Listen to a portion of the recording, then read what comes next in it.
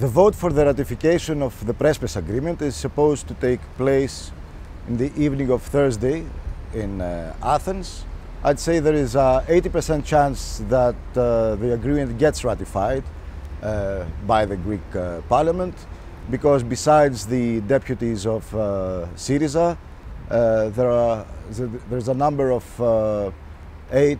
7 or 8 more deputies that do not belong to Syriza that have already voiced openly their agreement with the treaty. It is a very polarizing issue.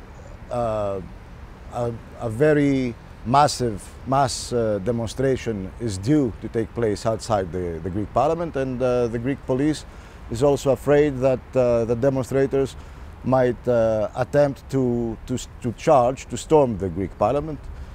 So there will be a lot of considerable police measures at the same time. Now, Syriza thinks that it's a good agreement. Of course, they negotiated it, they signed it.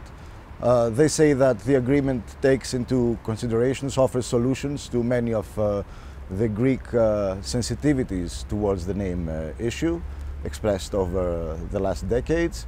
And they also trust in the goodwill of the other part of the former Yugoslav Republic of Macedonia, or Northern Macedonia, to honor the agreement, and not only in typical form, but the substance of the agreement. And they thus wish to look into the future towards a better relationship within the Euro-Atlantic organizations. On the side of the opposition, the main force is Nea Demokratia, the center-right. They think is a bad agreement that does not take care of the Greek interests as a whole. And they, of course, are not going to vote in favor of the ratification of the Preспа agreement.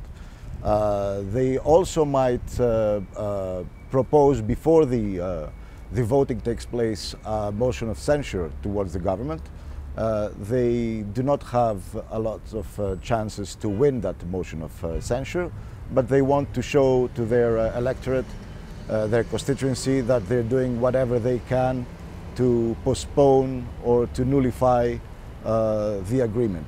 They've proposed that the agreement does not get ratified right now, that when they accede to the government, because national elections are due in 2019, once they get into the government, they will allow the former Yugoslav Republic of Macedonia to join NATO under this particular name, the Fyrom name, and then renegotiate the agreement.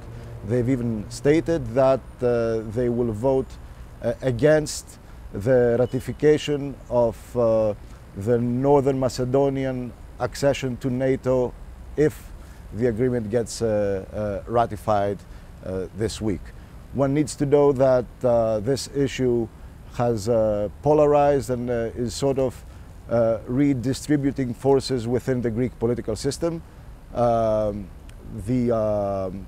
Syriza, the government that was held until recently between Syriza and another right-wing party, the ANEL party, is over. The ANEL have left the government. Of course, the government has won a motion of confidence within the Greek parliament because they have found enough members of parliament to support the government, nevertheless. So they have a different majority in favor of the government, and another majority with a different group of members of parliament to support the vote of ratification of the agreement. The Preспа agreement has also created problems within other parties, not only the ANEL, who left the government. The former PASOK party, now it's called Kinal, has been broken into pieces. The same goes with Potami. And of course, Nea Demokratia is trying to keep a very strong position against the agreement in order to keep its electorate from dwindling down, mostly in northern Greece.